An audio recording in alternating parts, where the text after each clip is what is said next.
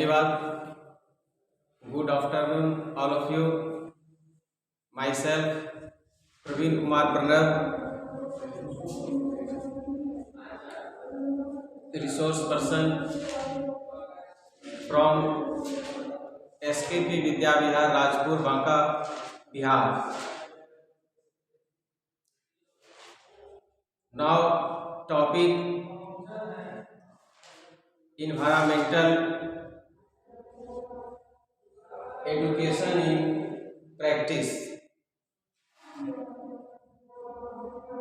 यह जो पर्यावरणीय शिक्षा है छात्रों के लिए ही नहीं बल्कि इस धरा पे समस्त प्राणियों के लिए यह शिक्षा अनिवार्य है। अगर हम लोग इस शिक्षा को गंभीरता पूर्वक नहीं लें तो इसका सीधा सीधा असर स्वास्थ्य पर पड़ता है और स्वास्थ्य के साथ साथ भावी पीढ़ी पर भी पड़ जाता है।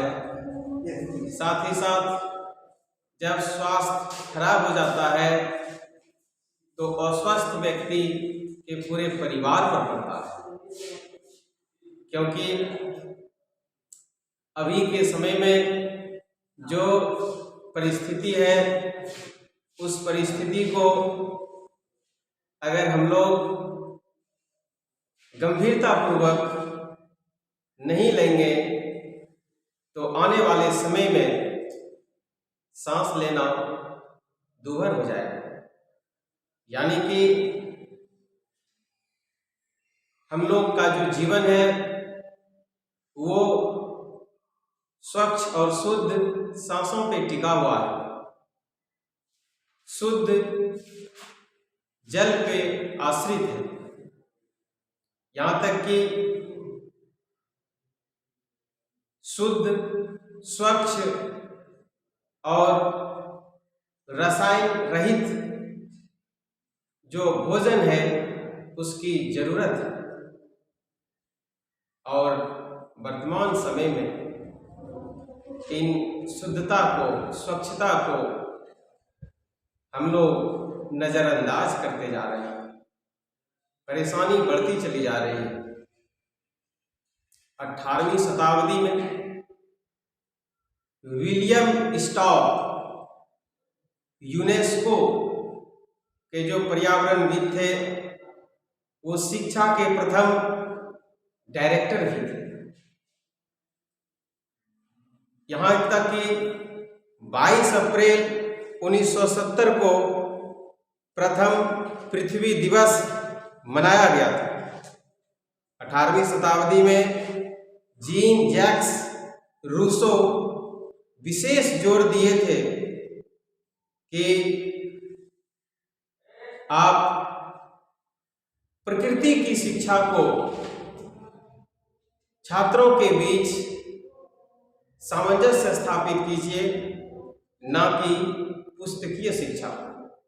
यानी कि पुस्तक के शिक्षा को लुईस अगस्टिन स्विस में जन्म लिए प्रकृतिवादी थे। बुक्स स्टडी को, किताबी ज्ञान को, किताबी शिक्षा को उन्होंने नकार दिया और प्रकृति की शिक्षा को, प्रकृति के साथ रहने के सामंजस्य शिक्षा को उन्होंने उस पर विशेष जोर दिया था। इसीलिए रूसो के दर्शन का समर्थन भी किया। आज के समय में मानव अपनी मानवता को इस तरह से भूलते जा रहा है, दरकिनार करते जा रहा है और अपने आप में पता नहीं वो कहाँ तक गिरते चला जा रहा है, जिससे मानव जीवन का जीवंत अस्तित्व वो रसातल में पहुंच रहा है। आज का जो समय है शिक्षा के क्षेत्र में पर्यावरण की जो शिक्षा है वह वैश्विक स्तर पर, क्योंकि पर्यावरण की शिक्षा छात्रों से ही अगर हम लोग विशेष तौर पर नहीं समाहित करेंगे, उसको नहीं प्रदान करेंगे, तो फिर भावी पीढ़ी का वर्तमान समय के साथ जीना मुश्किल हो जाएगा। मानव भोजन के बिना कुछ दिनों तक जीवित रह सकता है, जल के बिना भी कुछ दिनों तक जीवित रह सकता है, लेकिन सांस के बिना मानव एक दिन भी नहीं रह सकता है। कुछ साधु संत सन्यासी कुछ घंटों तक रह जाते हैं, वरना अलावे लोग तो बहुत सेकेंड भी नहीं रह पाते हैं। इसलिए शुद्ध हवा की जरूरत, शुद्धता की जरूरत, स्वच्छता की जरूरत हमारे मानव के साथ साथ अन्य जीवों के साथ साथ प्रकृति प्राणियों के साथ साथ पादप जगत में भी अनिवार्य है। मानव को अपनी मानवता का जरा सा भी समझ नहीं है।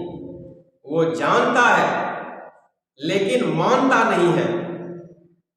सिर्फ पढ़ लेने से, सुन लेने से, सीख लेने से वो विद्वान नहीं बन सकता, वो ज्ञानी गुणी अनुभवी नहीं बन सकता, क्योंकि मानव तो खाका पूर्ति में लगा हुआ है।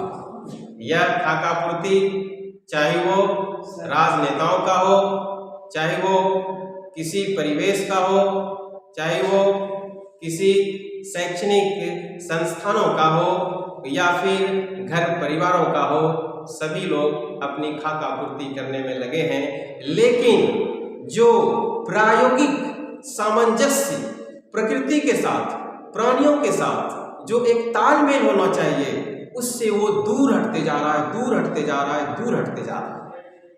आज वर्तमान पीढ़ी भी अपने अभिभावक को देख करके, शिक्षकों को देख करके, उनके विचारों व्यवहारों को, उनकी एक्टिविटी को देख करके सीखते हैं, समझते हैं और उससे वो अपने आप को उसी अनुरूप ढालते हैं।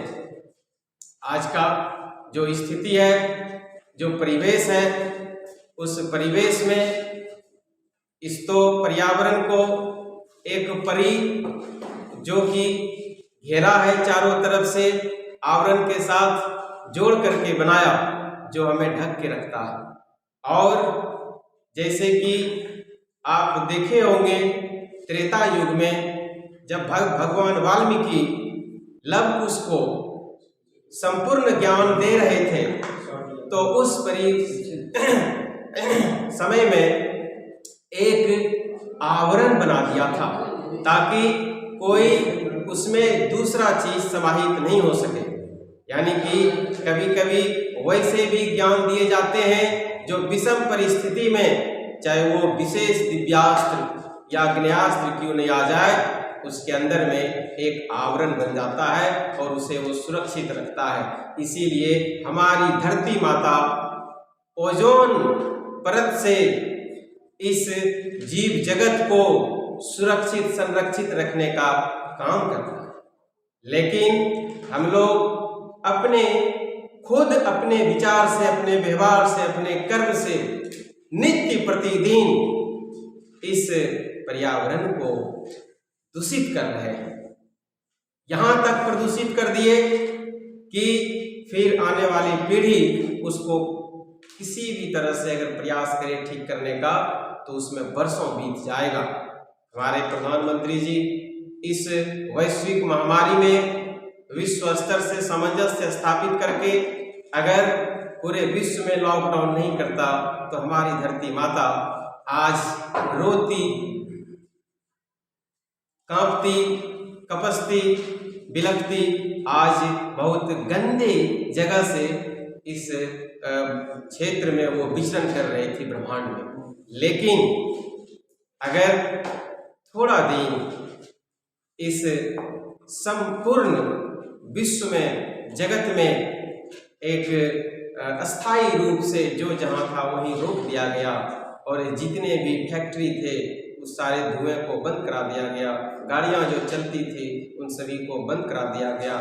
उससे हमारे वायुमंडल में जो घट रहा था प्राणवायु ऑक्सीजन को, मैं प्रवीण कुमार प्रणव ऑक्सीजन को देवता माना। हमारे गुरुदेव प्रोफेसर अंजनी कुमार श्रीवास्तव सर कहते थे कि ऑक्सीजन तो देवता है, क्योंकि अगर देवता एक मिनट भी अगर रुक जाए तो फिर समझ में आ जाता है, और अगर ये चलते रहे तो जीवन चलती रहती है, अन्यथा क्या होगा कि वो कोई नहीं बता सकता। तो कहने का तात्पर्य है कि हम कोई भी चीज जलाते हैं, गाड़ी भी चलाते हैं, चूल्हा चक्की जलाते हैं, तो उसमें ऑक्सीजन की जरूरत पड़ती है। और अगर इतनी सारी गाड़ियां चलती है उसमें ऑक्सीजन खपत होता है, तो जब सभी गाड़ियां बंद कर देते हैं तो ऑक्सीजन का बचत हो जाता है। यहाँ तक कि बचत तो उसमें भी है जब फैक्ट्री से धुआं निकल रहा है और फैक्ट्री में वहाँ पर जल भी रहा है कई तरह के फ्यूल्स, तो उसमें भी ऑक्सीजन खपत हो रहा है, दूसरा ऑक्सीजन को बर्बाद कर रहा है। यहाँ तक कि हमारे पहले जो स्थिति था, आज से अगर आप खोज करके देख लीजिए कि जितने भी जो भी लोग सुन रहे हैं, तो उनके भी जो दादा के दादा थे, नाना के नाना थे, वो भी पढ़े थे कि वायुमंडल में 21% लगभग 21% ऑक्सीजन होता है, और आज भी वही पढ़ रहे हैं। क्या इस बीच में पॉपुलेशन नहीं बढ़ गया? क्या इस बीच में प्लांट को, वृक्ष को, जंगल को काट काट करके कंक्रीट का जंगल नहीं बना दिए? तो फिर जब ऑक्सीजन जहां से मिलने का सोर्स था, वो जो नेचुरल सोर्स था, उस सोर्स को मैंने कम कर दिया और उसके खपत को बढ़ा दिया। गौर कीजिएगा, क्योंकि जो आप अभी कर रहे हैं वही फिर बाद में भी होता है। जैसा अभी सोच रहे हैं कि हम अपने समय को इसी तरह से खाका पूर्ति करते जाएं, तो फिर उसका भी असर वही होता है। यानी कि मानव जीवन में हम महसूस कर रहे हैं, अध्ययन किए कि जो ये ऑक्सीजन प्राणवायु, ऑक्सीजन देवता का जो सोर्स है वो समुद्र में कोरल रीफ है, जो रात में, वो भी मून लाइट में रिप्रोडक्शन करता है, वो मून लाइट में ग्रो करता है, और वो 95% अर्थ को ऑक्सीजन सप्लाई करता है रात में, क्योंकि दिन में प्लांट सनलाइट के प्रेजेंस में ऑक्सीजन दे रहा है फोटोसिंथेसिस रिएक्शन से। और उसमें भी क्या है कि यह ऑक्सीजन जो निकला तो वाटर के टूटने से बना, means oxygen released by splitting of water, तो जल के टूटने से ऑक्सीजन बना। तो यहाँ पर देख रहे हैं कि आध्यात्मिक दृष्टिकोण से बता दिया गया है कि जो भी व्यक्ति वृक्ष में जल देते हैं और फिर वृक्ष का फेरा लेते हैं, तो आप सोचिए कि सबसे पहले ऑक्सीजन किसको मिलेगा? यहाँ तक कि ऑक्सीजन को प्राप्त करने के लिए एक वृक्ष का सहारा है, जिस वृक्ष को, क्योंकि जब ऑक्सीजन को देवता मानते हैं तो वृक्ष तो महादेव हो गए। अब ध्यान दीजिए दुनिया वालों, दूसरा कोरल रीफ वहां से 95% अर्थ को सप्लाई करता था, उसकी संख्या घट चुकी है। लोग निराश होते जा रहे हैं, समुद्र के जीव जंतु विलुप्त होते जा रहे हैं, उसको ऑक्सीजन नहीं मिल पा रहा है, स्थिति बद से बदतर होती चली जा रही है। अमेजन रिवर के किनारे जो फॉरेस्ट था उसमें भी फॉरेस्ट फायर हो गया, बहुत सारे प्लांट जल चुके हैं, विनष्ट हो चुके हैं, यहाँ तक कि बहुत सारे प्लांट एक्सटिंक्ट भी हो चुके हैं। आज भी TNB college PG botany department के गेट पर आप देख सकते हैं कि एक्सटिंक्ट प्लांट जो जुरासिक पीरियड का, ट्रायसिक पीरियड का, वो रॉक्स में कन्वर्ट किया हुआ है, उसका फॉसिल्स रखा हुआ है। क्योंकि मैं पूर्ववर्ती छात्र TNV college Bhagalpur zoology honours का रह चुका हूँ, इसलिए मैं अपने तमाम गुरुजनों से बहुत सारे अध्ययन किए, महसूस किए। तो कहने का अर्थ है कि अगर इस पर्यावरण शिक्षा को अगर छात्रों में भर दें और उसके भावी पीढ़ी की भविष्य के लिए यानी प्रकृति की सुरक्षा और संरक्षण के लिए, प्रदूषण नियंत्रण के लिए अगर हम प्रयास करें, उसमें भी सफल प्रयास करें, तब क्या होगा कि मानव का जीवन सुरक्षित और संरक्षित रहेगा। अन्यथा मैं ये बता देता हूँ कि सिर्फ मानव की 8 प्रजाति विलुप्त हो चुकी है। सुन लीजिए गौर से दुनिया वालों, मानव की 8 प्रजाति, आप ऊपर से देख लीजिए रामापिथिकस से लेकर के, मानव की 8 प्रजाति विलुप्त हो चुकी है। और अभी हम लोग होमो सेपियन में आ चुके हैं, और जो भविष्य का है उसको होमो फ्यूचरेलिस नाम भी दे चुका है। और सतयुग में आप अगर उधर से चलते हैं स्पिरिचुअल से, क्योंकि हमारे गुरुदेव प्रोफेसर अंजनी कुमार श्रीवास्तव सर जो स्वर्ग को पहुंच गए, वो अमेरिका यहां से बुला करके ले गए, अध्यात्म वर्सेस जीव विज्ञान पर वो लेक्चर दिए थे। यानी कि आप देख लीजिए, जब सतयुग था तो 21 हाथ का आदमी होता था, अपने हाथ से 21 हाथ का आदमी होता था। और जब त्रेता आया तो फिर वो 17 से 10 तक पहुंच गया, द्वापर से चला फिर कलयुग तक में वो 7 तक रहा द्वापर में, कलयुग में 3.5 और बित्ता में आने वाला है। आप देख लीजिए स्थिति, आप अपने ग्रामीण परिवेश में, अपने इर्द गिर्द में आप देख लीजिए स्थिति। उसका कारण है, उसका कारण क्या है? तो एक environmental pressure, environmental pollution, environmental effect, जो कि इन्वायरमेंटल इफेक्ट डायरेक्ट बॉडी को डिस्टर्ब कर रहा है, साथ ही साथ जो सोशल इफेक्ट है वो मेंटल को पॉल्यूट कर रहा है। सोशल समाज के लोग, आपके संगी साथी लोग जो कार्य करते हैं, जो पढ़ते हैं, जो चलते हैं, या फिर राजनेता लोग, यानी कि एक ही बात को, एक ही कार्य को जब अलग अलग तरीके से रिप्रेजेंट करते हैं तो फिर लोगों को सोच में पड़ना पड़ जाता है और उसका असर पड़ता है। कई व्यक्ति सही चीज को गलत बहुत आसानी से परोस देते हैं, लेकिन जब समय आता है तो फिर समझ में आ जाता है कि सही क्या था और गलत क्या था।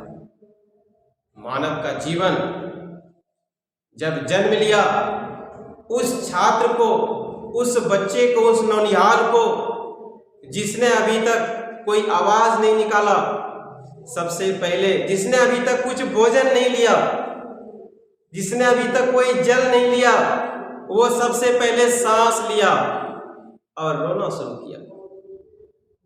कहां कहां कहां कहां कहां एक, यानी कि जैसे लंग्स में एयर गया तो लंग्स में एयर सेक है, एल्व्यूली 1.5 करोड़ इस साइड में है, 1.5 करोड़ इस साइड में है। गौर कीजिएगा दुनिया वालों, लंग्स में जो एयर सेक है एल्व्यूली 1.5 करोड़ इस साइड में है, 1.5 करोड़ इस साइड में है। और उस एयर सेक में, लंग्स में अगर हम हवा को भर देते हैं तो ये 80 मीटर स्क्वायर में फैल सकता है, जो 10 क्लास के एनसीईआरटी में बॉक्स में दिया हुआ है। आप समझ सकते हैं कि 80 मीटर स्क्वायर कितना होता है। हनुमान जी के पास, ये मैं बता रहा हूं अपने अध्ययन से, अपने ऊपर वाले के आदेश से कि हनुमान जी के पास ये विद्या था और उस विद्या को उन्होंने इस्तेमाल किया, यूटिलाइज किया, यूज किया और उस विद्या को जब वो उनको याद दिलाया गया तो वो सांस खींचे और सांस खींचने के बाद आप सोच सकते हैं कि जब बहुत ज़्यादा सांस खींचेंगे, ये कैपेसिटी एनसीईआरटी 10 क्लास का बॉक्स में दिया हुआ है कि 80 मीटर स्क्वायर में ये फैल सकता है।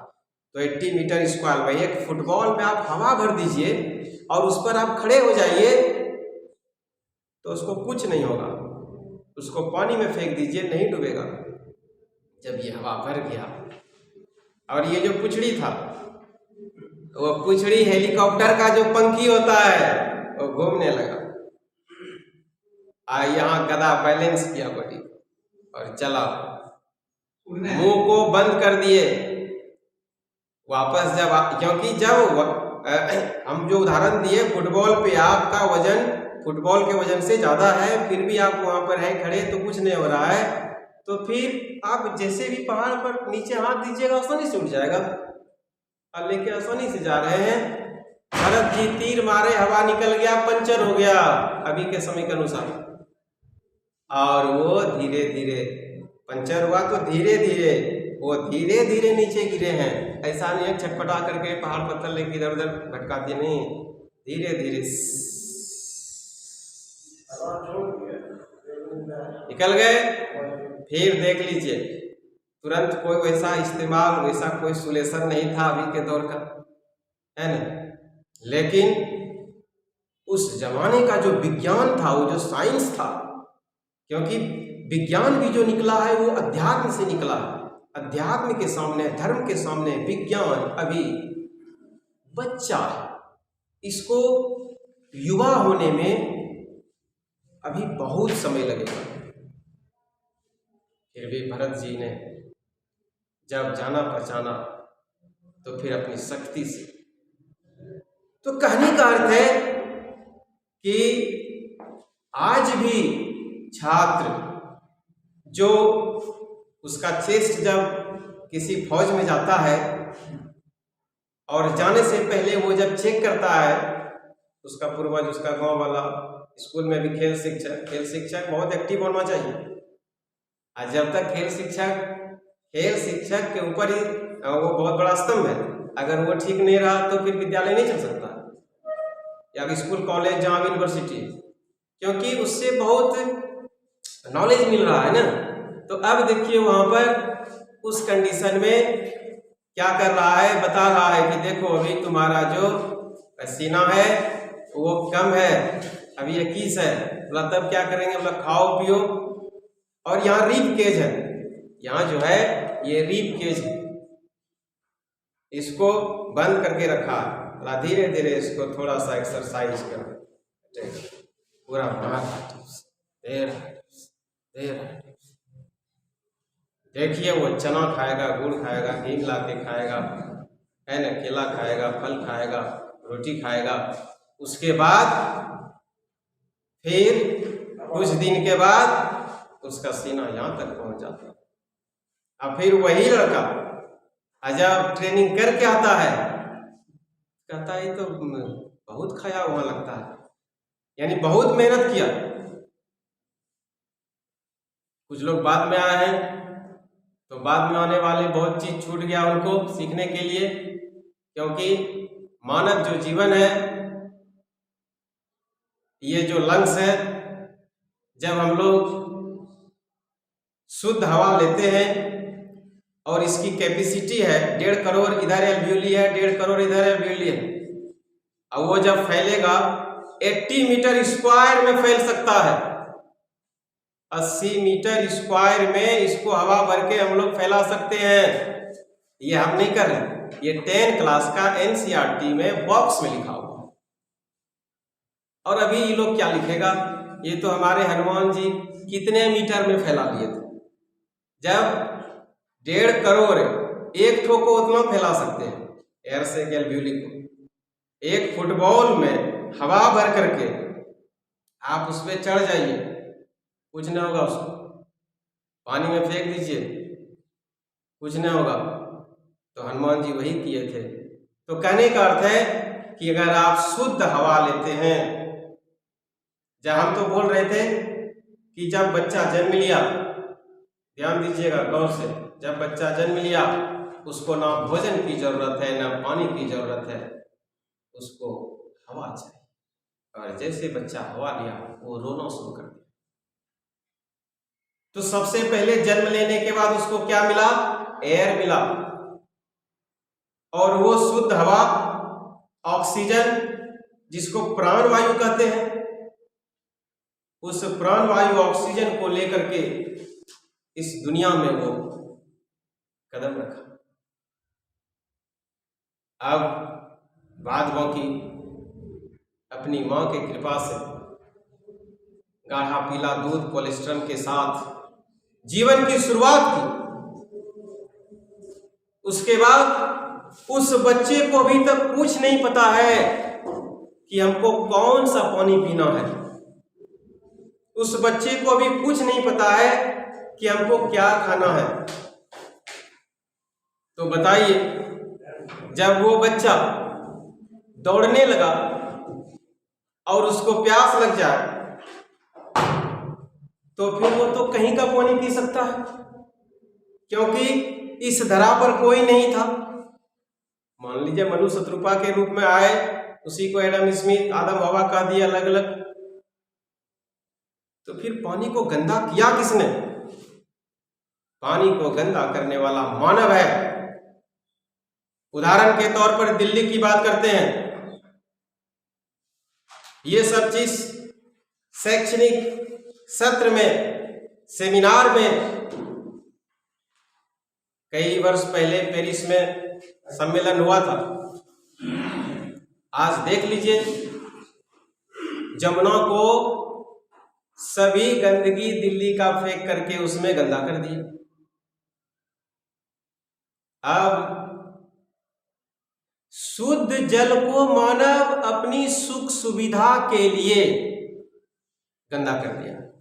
जमुना की बात थोड़ा देर के लिए रुक जाते हैं। आप अपने गांव की बात कीजिए, चाहे वो चीर, चानन, बड़ुआ, ये बांका जिला की 3 प्रमुख नदियां हैं, जो 2 बॉर्डर, 2 जिला को और एक बीच। मान लीजिए कुछ नहीं है, कोई नहीं है, आप गए, आप अपने घर से गंदगी को कहां फेंक रहे हैं? जल में दे रहे हैं। म्युनिसिपैलिटी वाला क्या कर रहा है? कहां डंपिंग कर रहा है कचड़े को? नदी में कर रहा है। अब बताइए क्या हाल होगा? तो ठीक उसी तरह से मानव उस जल को पीता था जो जल नदी में स्वप्रवाहित हो रहे, नहीं रहने पर कुआं भी खोदने की जरूरत नहीं, बस थोड़ा सा बालू हटाया और उस पानी को पी लेते थे। मैं खुद पिया कई साल तक। बारिश की पानी धान के खेत में जमा हो जाए, पी लेते थे। आज उसको रासायनिक छिड़काव करा करके किसने बर्बाद किया? चाहे वो कॉरपोरेट सेक्टर का लोग हो, जिसने हमारी धरती माता को बेतहाशा और सुरक्षित करते जा रहा है। आखिर इसका जिम्मेवार और इस जिम्मेवारी का जो मार्गदर्शन करता कौन है? उसको रोकने वाला कौन होगा? पहले दिल्ली के सभी कचड़े को यमुना में प्रवाहित करके गंदा कर दिए, अब फिर कहते हैं कि उस गंदे जल को मशीन बना करके साफ करके फिर पिलाओ। देखिए कैसी शिक्षा। उसमें भी कहता है बोतल में बंद करो। जल जो मिला था वो जल क्या सिर्फ मानव को पीने के लिए मिला है? प्रकृति ने जो दिया, पर्यावरण ने जो दिया, वो जल मानव को नहीं दिया, वो सभी जीव जगत के लिए दिया, जंतुओं के लिए दिया। मानव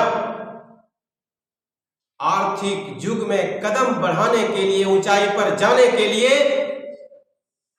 इस प्रकृति के जल को, शुद्ध जल को बोतल में बंद कर दिया और पशु पक्षी को उससे वंचित कर दिया। आज बताइए कि उस गंदे जल को आपने मशीन से शुद्ध तो कर दिया, बोतल में बंद कर दिया, अगर कोई पशु पक्षी पानी पीना चाहे तो फिर वो 20 रुपया कहां से लाएगा, 15 रुपया कहां से लाएगा? वो दुकान में जाकर के क्या कहेगा, किस कंपनी का वो मांगेगा? उसके बाद उसका ढक्कन, कॉर्क, ठेपी कौन खोलेगा?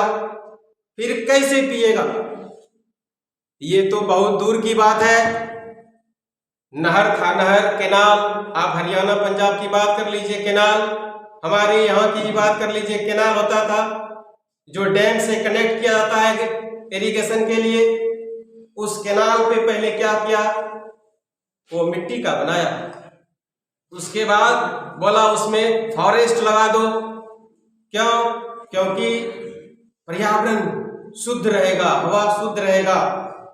फिर क्या बोला कि ये मिट्टी का नहीं चलेगा, इसको क्या करो, इसको ढलाई कर दो और उस केनाल के ऊपर में कवर, ढक्कन डाल दो। क्या करोगे? बोला उस पर सोलर प्लेट लगाएंगे। तब तक दूसरा इंजीनियर आया, बोला ये सब प्लांट कटवाना होगा हुजूर। क्यों? क्योंकि ये धूप को रोक लेता है, न काट दो।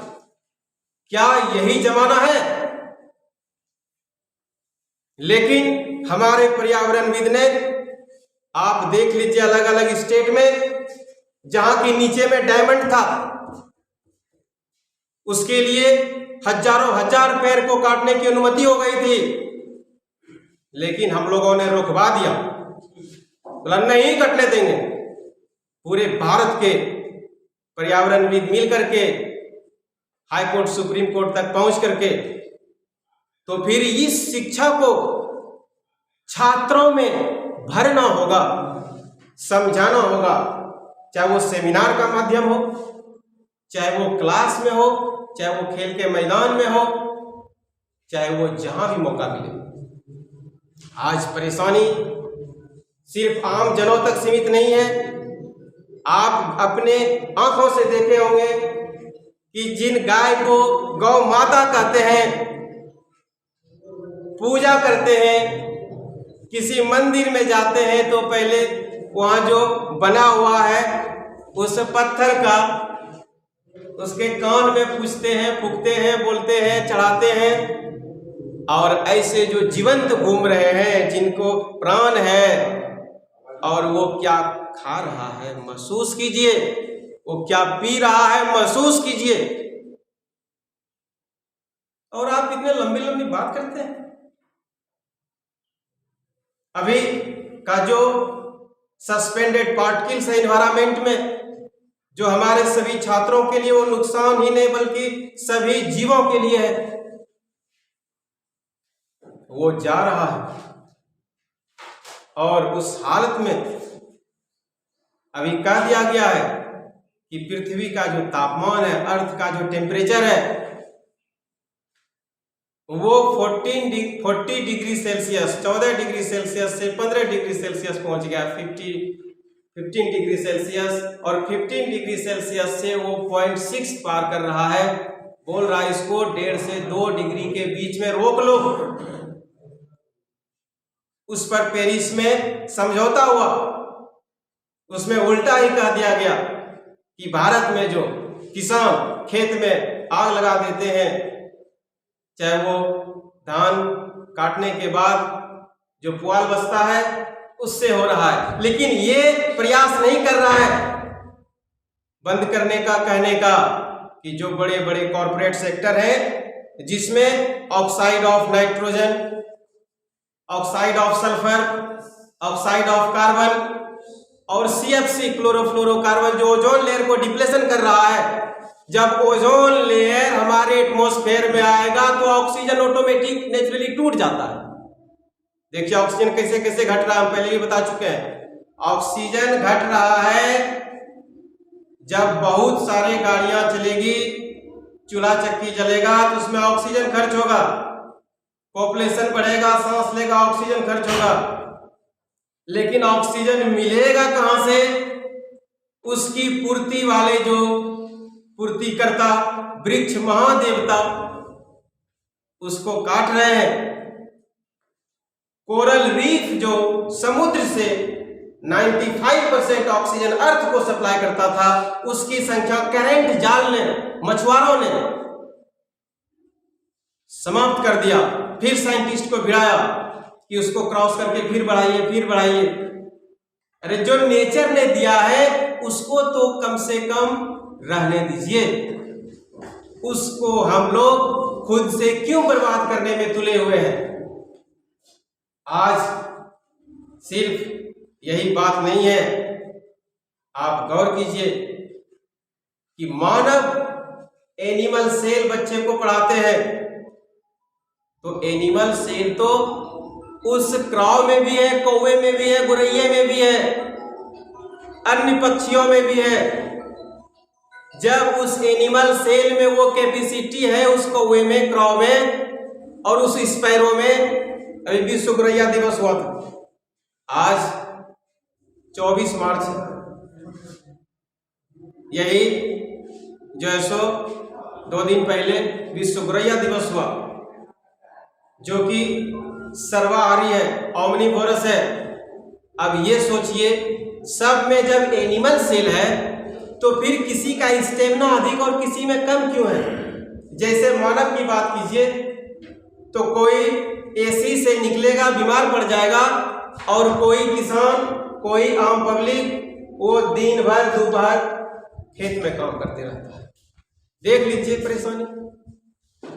तो ये शिक्षा अगर हम लोग अपने बॉडी को सरवाइव कराने के लिए इन्वायरमेंट के साथ सामंजस्य स्थापित वाली शिक्षा छात्रों में जोड़ देंगे तो वो सुरक्षित बच पाएगा, स्वस्थ रहेगा। अन्यथा वो कमजोर हो जाएगा और आप दवाई के बल पर, चाहे वो जिस प्रकार का मेडिसिन हो, एलोपैथ, होम्योपैथ, चाहे वो अन्य पैथ हो, अभी तो लोग लौट रहा है, घर वापसी नेचुरोपैथ की ओर लौट रहा है और कह रहा है कि हम जहां पहले थे, जैसे मानव जब जन्म लिया बच्चा था, अब फिर जब ओल्ड एज का हो जाता है तो फिर वो उसी स्टेज में पहुंचने लगता है। तो ठीक उसी तरह से जैसे जहां से शुरुआत किए थे, आज फिर हम लोग वहीं पहुंचने वाले हैं। आज की स्थिति देख रहे हैं कि लोग गांव की ओर दौड़ रहे हैं। हमारे एक स्वामी जी हैं, स्वामी चिदानंद सरस्वती जी परमार्थ निकेतन, वो ऋषिकेश हरिद्वार के, वो हमारे आदरणीय हैं। वो कहते थे, वो कुंभ मेला के अरेल घाट में जहां हम भी मौजूद थे, माननीय राष्ट्रपति जी थे, मुख्यमंत्री जी थे, सभी लोग थे। वो कहे थे गंगा, गांव और गांधी के कनेक्शन को जोड़ना होगा। ये मैंने बहुत दिन पहले लिखा था कि भारत में ये कैपेसिटी है कि पूरे विश्व को जल पिला सकता है। सिर्फ गंगा का जल पूरे भारत के नागरिकों को घर घर पहुंचा देने की व्यवस्था हो जाए तो हम उसको परितृप्त कर सकते हैं, पिला सकते हैं। अभी उस गंगा के जल को गया तक पहुंचा दिया गया, आप देख लीजिए। लेकिन सिर्फ पीने के ही काम में आना चाहिए, ये ध्यान दिया जाए। गंगा, जमुना, सरस्वती, कृष्णा, गोदावरी, कावेरी, नर्मदा, ताप्ती, सिंधु, ब्रह्मपुत्र, इतनी सारी नदियों के जल को अगर सभी जगह पहुंचा दिया जाए और ग्राउंड लेवल वाटर जो उसको बनने में समय लगता है जैसे लॉकडाउन कर दिया कुछ दिन के लिए तो बहुत इन्वायरमेंट ठीक हो गया, वैसे कुछ दिन तो नदी के पानी को घर घर नल जल जो कर रहे हैं उसको पहुंचाइए, और जमीन के नीचे से किसी भी तरह का पानी नहीं निकलना चाहिए, तो फिर 10, 20, 25 साल में वो लेवल पे आ जाए। आज से वर्षों पूर्व लोग कुआं खानते थे, बहुत कम रस्सी लगता था, खींच के निकालता था। रस्सी की लंबाई बढ़ती चली गई, कुआं खत्म हो गया। कुआं से पानी निकालते थे, जरूरत भर यूज करते थे। आज हर घर नल जल योजना जो भी कार्यक्रम चल रहा है, आज जितने भी लोग मोटर चला रहे हैं उसमें पर्याप्त मात्रा में बर्बाद हो रहा है। लोग कुएं से निकालते समय उसको थोड़ा थकान भी महसूस होता था। उचित जो कि घर में काम आ जाए उतने को निकाला जाता था, उसको संरक्षित किया जाता था, सुरक्षित रखा जाता था। बरसात के दिनों में पाउडर दे करके उसको या फिर क्लोरीनेटेड करके उसको ठीक रखा जाता था। तो कहने का अर्थ है कि हम लोग जितने विज्ञान के युग में, विज्ञान के दौर में आंधी तूफान में बह रहे हैं, वो विज्ञान वरदान के साथ साथ अभिशाप वाली पटरी बहुत तेजी से आगे बढ़ती जा रही है। आज लोग जब बीमार पड़ते हैं तब वो खाली नंगे पांव पैदल चलते हैं, और वो भी कहते हैं हम पक्की सड़क पे नहीं चलेंगे, मिट्टी पे चलेंगे। लेकिन आज ऐसी परिस्थिति आ गई कि लोग समझते हैं कि जहां कंक्रीट का जंगल है, जहां पक्की सड़क का, ढलाई का वो मार्ग है, उसी को विकास करते हैं। क्या यही विकास है जो कि पानी नीचे तक नहीं पहुंच पाए? तो फिर लेवल बना कैसे रहेगा, बचा कैसे रहेगा? इन्वायरमेंटल एक्सपर्ट होने के नाते मैं ये बता रहा हूं कि कानूनन 3 से 4 फीट से ज्यादा गहराई आप कहीं नहीं कर सकते हैं। लेकिन देख लीजिए सरकारी मिलीभगत के अनुसार कितने लोग कितने गड्ढा कर रहे हैं, कहां कहां कर रहे हैं। यहां तक सही है कि लोग अपनी सुख सुविधा के लिए अपनी भावी पीढ़ी को नहीं ध्यान में रखते हुए अपने पैर में कुल्हाड़ी खुद चला रहे, और उस परिस्थिति में जो भी सिलेबस बन रहा है उस सिलेबस को भी छात्रों में, हम तो पहले ही बताए थे स्टार्टिंग में कि जब 18th सेंचुरी में जब स्टार्ट हुआ था इन्वायरमेंट पर, तो विद्वानों का ये राय था कि किताबी ज्ञान को हम नहीं चलने देंगे, वो प्रकृति के ज्ञान को पढ़े जो सतयुग त्रेता में होता, वो प्रकृति के ज्ञान को समझे, प्रकृति के साथ सामंजस्य को समझे। आज के बाद 2 जनरेशन के बाद अगर आप अपने बच्चों को कहिएगा कि हम मिट्टी से नहाते थे, मिट्टी से मुंह धोते थे और मिट्टी से स्वास्थ्य की रक्षा के लिए उसका लेप लगाते थे, तो वो मजाक उड़ाएगा। लेकिन आज भी भागलपुर में नेचुरोपैथ के डॉक्टर जेता सिंह प्रकृति प्रदत्त नेचुरल व्यवस्था से और भोजन के बैलेंस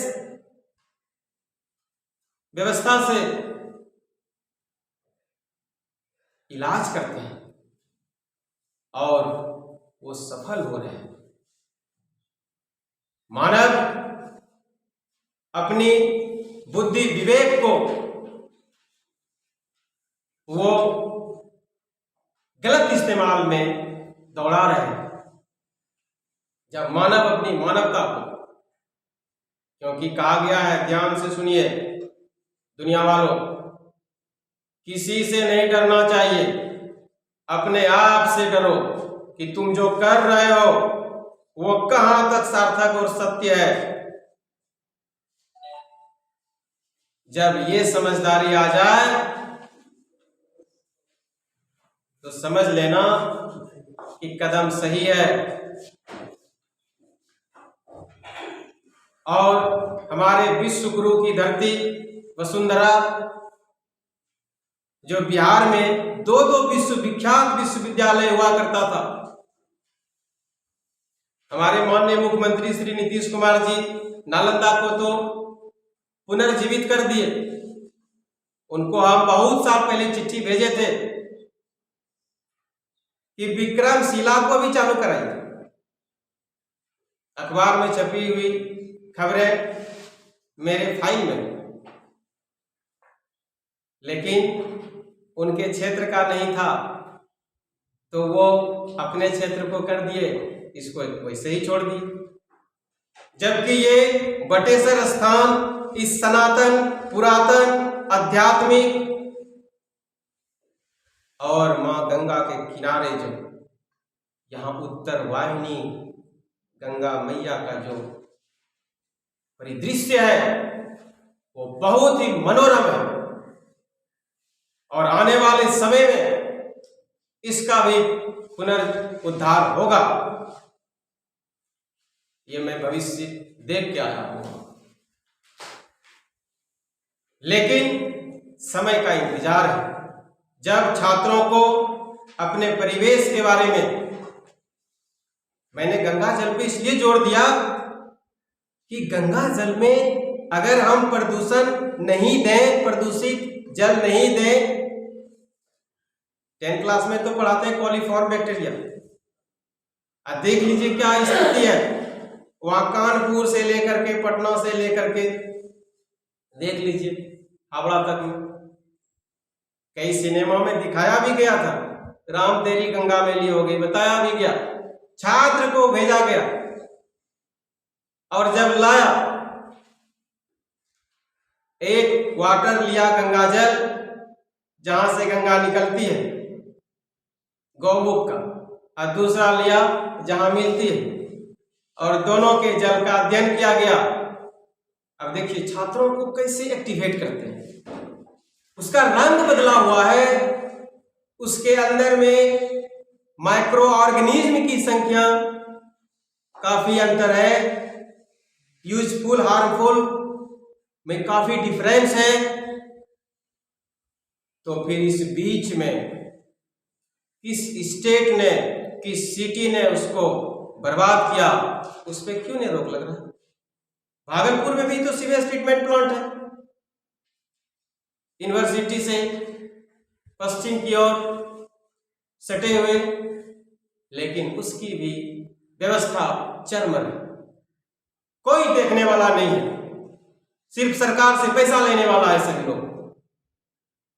लेकिन उससे जो जान जा रहा है, उससे जो बीमार पड़ रहा है, और फिर वही जब बीमार पड़ता है तब एक बार होश होता है।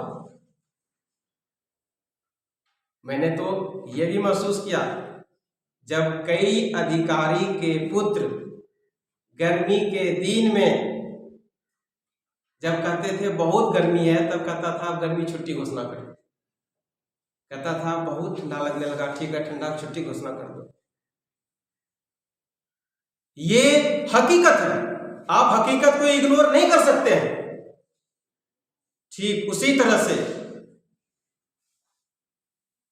किताब के साथ साथ प्रकृति प्रदत्त जो पर्यावरण शिक्षा है उसको छात्र जीवन से ही छात्रों में अगर समाहित नहीं करेंगे तो विकास नहीं होगा। एक सामान्य वृक्ष अगर 10 फीट का है तो वो दिन भर में 1 बाल्टी पानी ट्रांसपिरेशन के माध्यम से छोड़ रहा है और वहां के तापमान को नियंत्रित कर रहा है। आप गर्मी के दिनों में जब परेशान होकर के किसी वृक्ष के पास पहुंचते हैं तो आपको ठंडक राहत महसूस होता है। जब आप ठंडे दिनों में वृक्ष के पास पहुंचते हैं तो आपको गर्मी राहत महसूस होता है। आखिर क्यों? क्योंकि जमीन के नीचे का जो जल है उसका तापमान तो वही है। सिर्फ ठंडा दिन था तो बाहर में ठंडा था, तापमान तो वहां ठीक है। फिर निकाले कुएं का, चापानल का या प्लांट से जो वेपर निकल रहा है तो देखे तापमान में अंतर आ रहा है। अब गर्मी दिन की बात कीजिए, नीचे का पानी देखिए ठीक है। बोला बच्चे को हम नीचे नहीं पहुंचा सकते हैं, बोले सुराही लाओ, घड़ा बनाओ, उसको बालू में रखो या कोई बर्तन में पानी रख करके बालू में ही एकदम मिट्टी में दाब के रखो, फिर बच्चे को उसका थर्मामीटर लगा के टेम्परेचर लो। लेकिन कॉरपोरेट सेक्टर ने, पूंजीपतियों ने फैक्ट्री खोल करके बड़े बड़े प्लास्टिक के ढक्कन बना दिए, डब्बा बना दिए, बड़े बड़े ड्रम बना दिए, जो आज पुनः कह रहा है कि अब बोतल का पानी कैंसर के लायक हो गया है। बोतल में पानी, तो क्या तुमको पहले नहीं पता था? आज इतना आदमी पी लिया, इतना आदमी बेच लिया, इतना आदमी खरीद लिया, इतना ये हो गया, उसके बाद फिर आज कर रहे ठीक उसी तरह से जैसे जमुना के पानी को पहले गंदा कर देना और फिर साफ करने के लिए मशीन बनाना और फिर उसको बोतल में करना और फिर लोगों तक पहुंचाना और पशु पक्षी को तड़पाना। मानव अन्य जीवों के साथ अगर रहेगा तो उसका जीवन चिरकाल तक रहेगा, अन्यथा मानव की 8 प्रजाति विलुप्त हो चुकी है। आप देख लीजिए एविडेंस। और हम लोग भी वैसे कंडीशन में पहुंच चुके हैं जो कि कहते हैं ना, प्रकृति रक्षति रक्षता। प्रकृति अपनी सुरक्षा करने के लिए जानती है, याद रखिएगा। महल बना लीजिए, एक बार भूकंप आएगा धराशायी हो जाएगा। आप मजबूत सड़क बना लीजिए, बांध बना लीजिए, एक बार वैसा माहौल क्रिएट होगा, टेक्टोनिक प्लेट में अंतर होगा, धराशायी हो जाएगा। जहां पानी नहीं है वहां पानी निकल जाएगा। आपको एक मानना पड़ेगा, चाहे नेचर को मानिए या गॉड को मानिए। अब यहां मानने का तात्पर्य क्या है? क्योंकि आप खुद ईश्वर प्रदत्त हैं। आप जैसा मान रहे हैं वैसा ही आप पा रहे हैं। जिसकी जैसी भावना होती है उसके अंदर में वही पनपता है। आप सोच के देखिए कि आप अपनी भावना को किसके साथ जोड़ रहे हैं। ये ठीक उसी तरह से टेलीपैथी की तरह काम करता है। तो छात्रों में इन सभी शिक्षा को सामूहिक रूप से,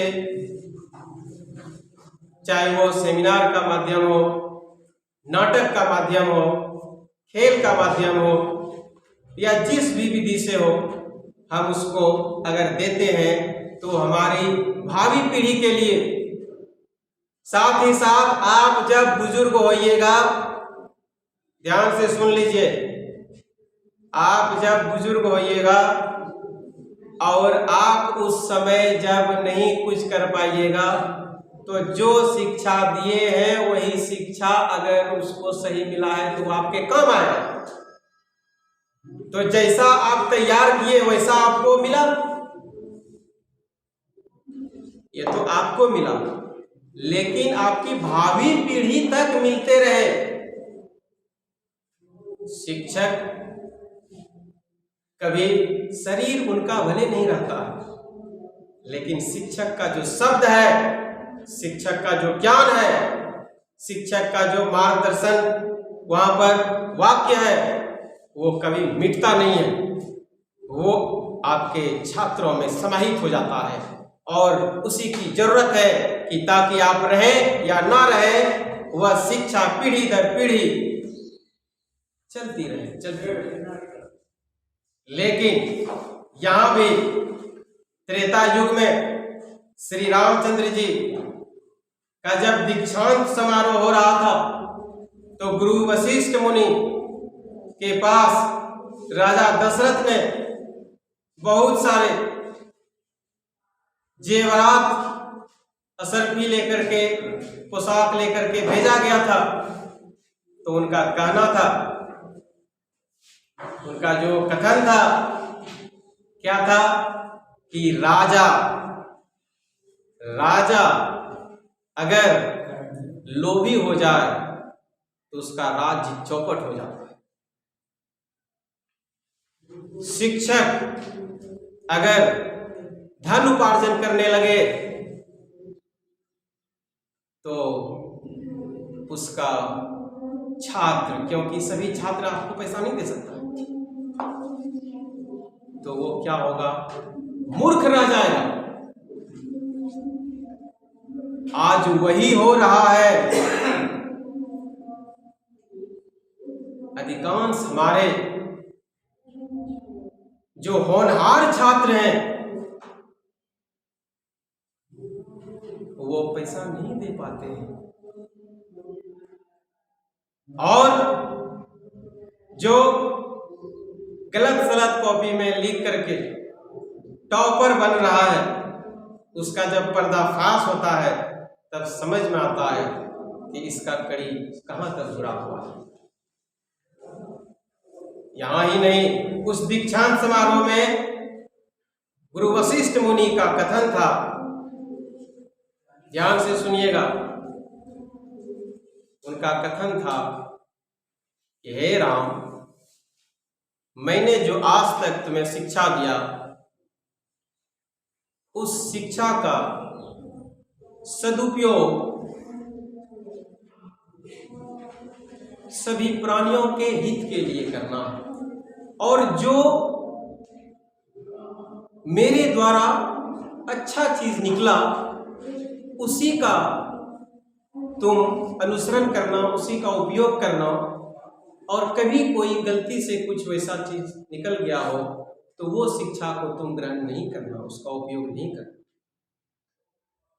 मानव जीवन बहुत सौभाग्य से प्राप्त होता है। आपको लगता है कि ये मेरा बेटा है, आपको लगता है कि ये मेरा पिता है, आपको लगता है कि ये हमारे हैं, आपको लगता है कि ये है, लेकिन यहाँ पर क्या है कि लोग खाली कहते हैं ये मेरा है, ये तेरा है, ये घर तो अंधेरा है, ये घर तो अंधेरा है।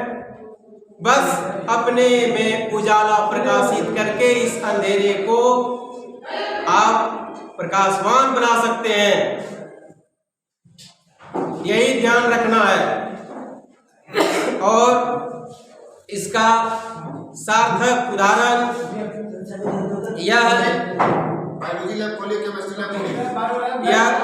कहा गया है कि जो भी मानव अपना जीवन चला रहे हैं, 1 घंटा पूरेगा तब स्टॉप कीजिए।